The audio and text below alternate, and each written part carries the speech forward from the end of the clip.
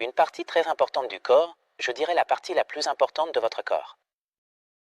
Si le cerveau fonctionne bien, tous les autres systèmes du corps fonctionneront bien, mais si le cerveau ne fonctionne pas, alors les autres systèmes commenceront à dépérir. Et comment le cerveau fonctionnera-t-il bien?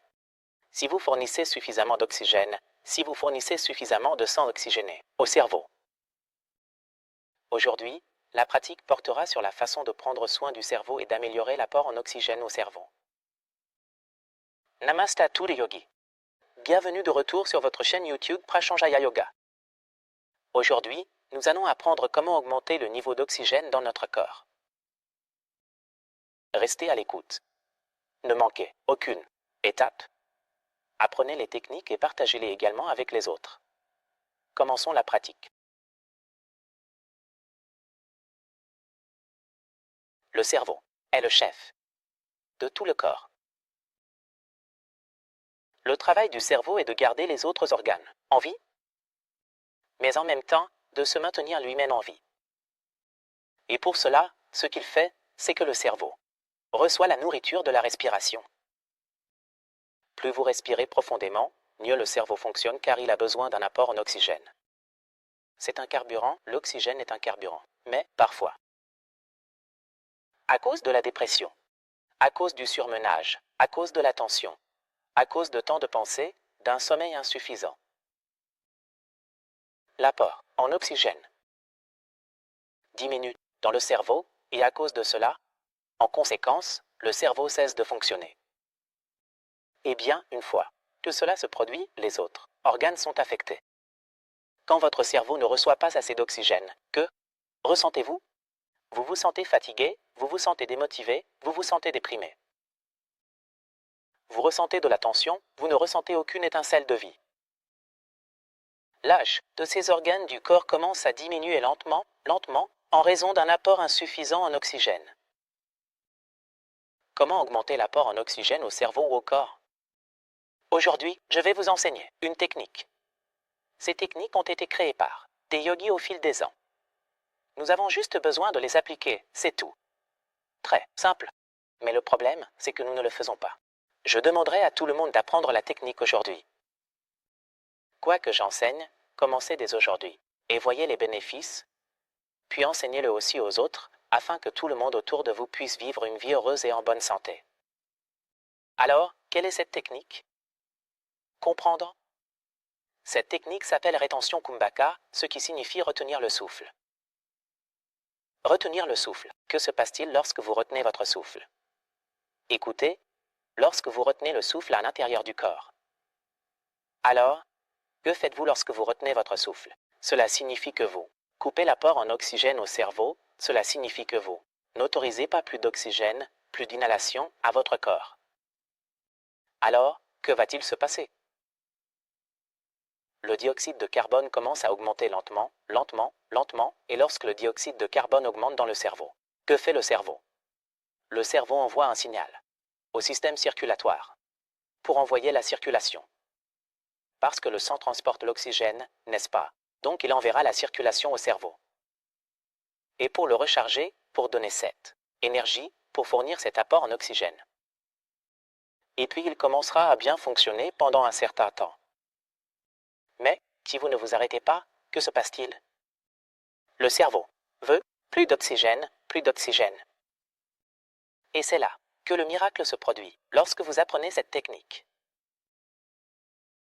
Parce qu'après, quand le cerveau demande plus d'oxygène, que le moment où vous donnez l'oxygène de la bonne manière, c'est alors que le cerveau reçoit plus, tout commence à bien fonctionner. Donc la technique est que je vais. Vous devez retenir votre souffle, mais retenir le souffle ne se fait pas de manière aléatoire. Vous pourriez voir dans de nombreuses vidéos de Kumbhaka, juste au hasard.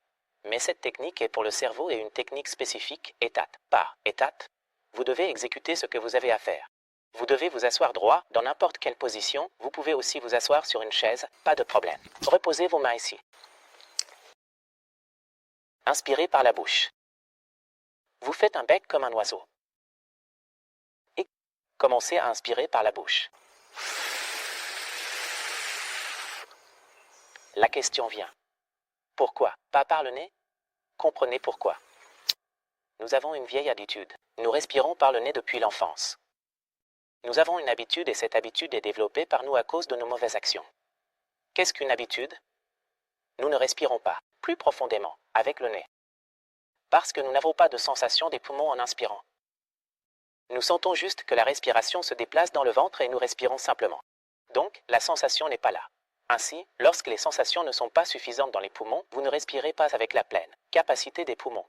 Mais quand je dis « inspirez par la bouche », vous pouvez vérifier, vous pouvez expérimenter maintenant. Inspirez par le nez. Et maintenant, inspirez par la bouche. Que se passe-t-il? Lorsque vous inhalez par la bouche, vous ressentez une légère lourdeur dans vos poumons. Cela signifie que maintenant, vos poumons reçoivent plus, mais de manière systématique, pas ensemble, systématique, avec le bon rythme, pas rapidement, le bon rythme. Et ce rythme augmente la durée de l'inhalation, mais lorsque vous respirez par le nez, la durée de l'inhalation est très courte. Ce n'est pas une inhalation profonde, mais lorsque vous respirez par la bouche. De cette façon, comme je vous l'explique, la respiration est plus profonde. Et c'est ce dont j'ai besoin, et ce dont vous avez besoin aussi. Alors, asseyez-vous droit, simplement. Inhalez par la bouche.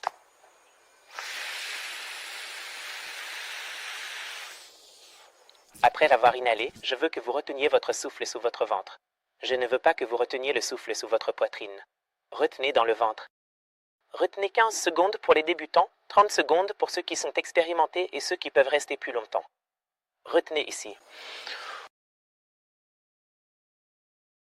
Après avoir retenu, vous ressentirez parfois un peu de vertige. Vous ressentirez un peu, vous savez, d'inconfort. Vous aurez l'impression que tout est flou parfois, le corps bouge.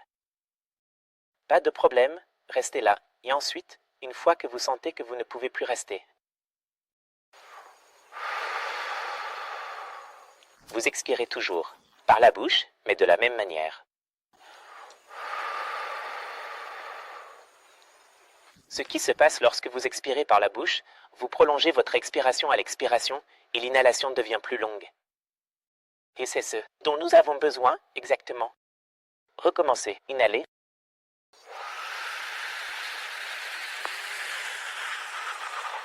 Retenez dans votre ventre. 15 secondes, tout le monde.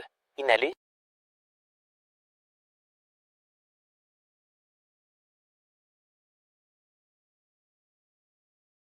Expirez. Puis longtemps, puis longtemps, puis longtemps. Encore.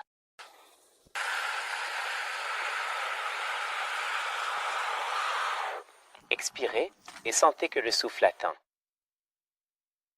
La gorge, arrêtez. Dans votre ventre, gonflez le ventre comme un ballon, 15 à 30 secondes, après cela vous expirez.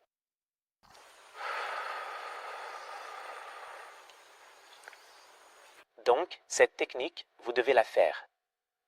Combien de fois devriez-vous faire cela? Vous devriez le faire au moins 5 fois. Et une fois que vous l'avez fait 5 fois, après cela, une belle technique, et une technique très efficace, vous devez l'appliquer juste après. Alors, que se passe-t-il lorsque vous retenez votre souffle? Vous stimulez le cerveau à prendre plus d'oxygène. C'est le moment où vous devriez commencer par le nez. Comment? Comprenez. Fermez maintenant la narine droite. Vous allez inhaler par une seule narine. Encore une fois, si vous inhalez par les deux narines, la longueur de la respiration est courte. Je ne veux pas cela, je veux plus d'apport en oxygène pour le corps. Alors fermez la narine droite, commencez à inhaler par la gauche.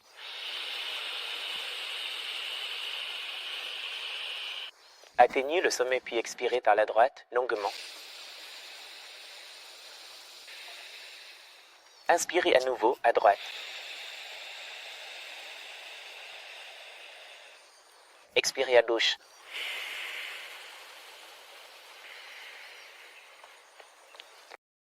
C'est la technique. Donc d'abord, vous faites une rétention Kumbhaka, vous la maintiendrez pendant 5 tours, vous ferez cette technique juste après 5 tours.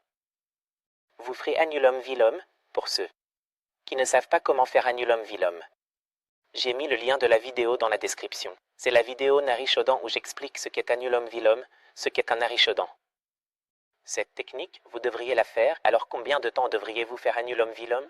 vous ferez 7 tours d'inspiration, expiration, inspiration à droite, expiration, autre narine. C'est un cycle. 7e cycle.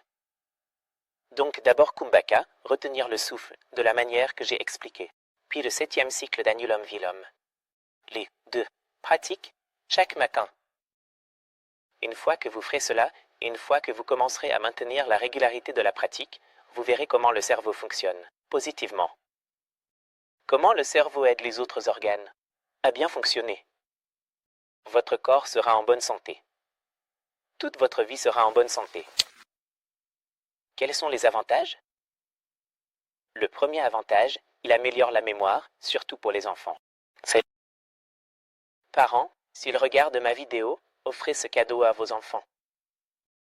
Le plus grand cadeau que vous puissiez offrir à cette pratique yogique, et c'est d'améliorer la fonction du cerveau. Donc, cela améliore la mémoire. Ceux qui oublient rapidement les choses ne se souviennent pas. Par exemple, vous lisez maintenant, vous ne vous en souvenez pas juste après, quelques heures. Ou vous ne vous souvenez pas de ce que vous avez mangé hier. La mémoire à court terme améliore la mémoire. Deuxièmement, améliore la vision. Donc, ceux qui ont des problèmes de vue ne peuvent pas voir, de loin ou de près, pratiquer cette technique. Cela vous aidera. Migraine, migraine régulière, maux de tête, tension, dépression, anxiété. Temps de pensée, insomnie. Plein de bienfaits. Essayez ces 2 techniques chaque matin. D'accord, cela vous aidera. Si vos autres organes ne fonctionnent pas, trouble auto-immun, c'est une très bonne pratique pour vous, vous devriez aussi essayer. Maintenant, la question se pose pour l'hypertension artérielle, ne restez pas plus de 15 secondes lorsque vous retenez votre souffle. D'accord, le reste vous pouvez le faire. Sinon, tout le monde peut pratiquer cela. Ne pratiquez pas en position, pratiquez uniquement en position assise. Comme ceci. Peut-être pouvez-vous placer quelque chose sous les fesses pour élever les hanches afin que votre dos soit droit. Parce que si le dos n'est pas droit, votre corps sera comme ceci et vous ne pourrez même pas respirer plus profondément. Alors il n'y a aucune raison de pratiquer cela. Comprendre? J'espère que vous apprendrez cette belle technique. J'espère que vous continuerez cette pratiquer. La partagerez avec d'autres. Si vous êtes nouveau, vous pouvez vous abonner à cette chaîne car c'est ainsi que vous apprendrez. Et vous continuerez votre voyage yogique avec moi. Je vous verrai dans la prochaine vidéo. Namasté.